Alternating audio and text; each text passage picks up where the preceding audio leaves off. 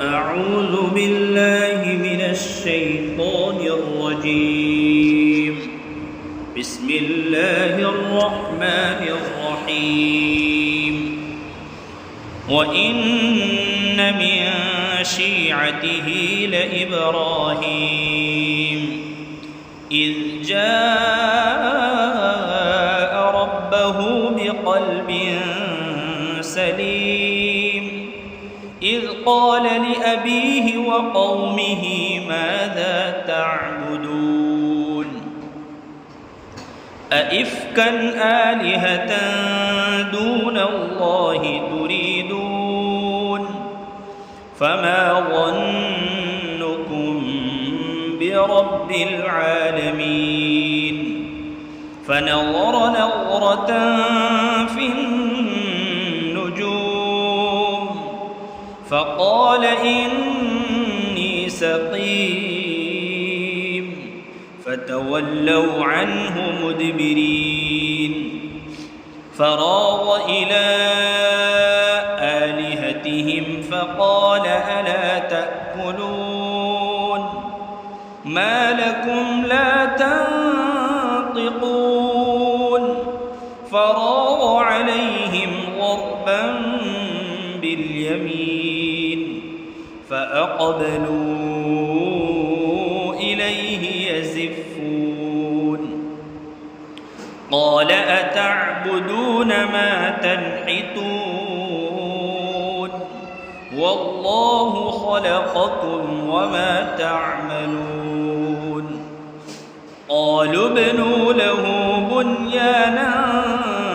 فألقوه في الجحيم فأرادوا به كيدا فجعلناهم الأسفلين وقال إني ذاهب إلى ربي سيهدين رب هب لي من الصالحين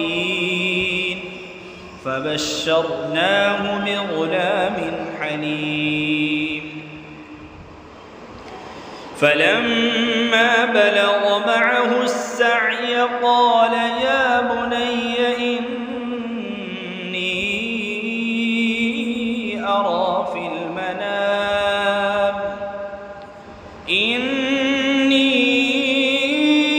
أرى في المنام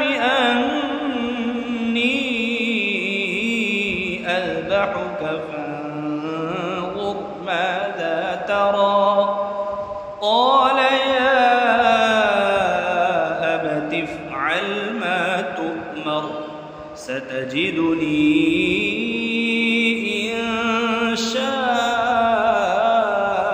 الله من الصابرين فلما أسلما وتله للجبين وناديناه أن يا إبراهيم قد صدقت الرؤيا إنا كذلك نجزي المحسنين إن هذا لهو البلاء المبين وفديناه بذبح عظيم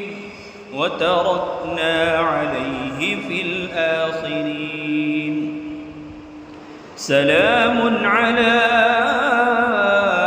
إبراهيم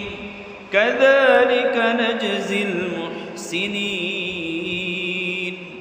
إنه من عبادنا المؤمنين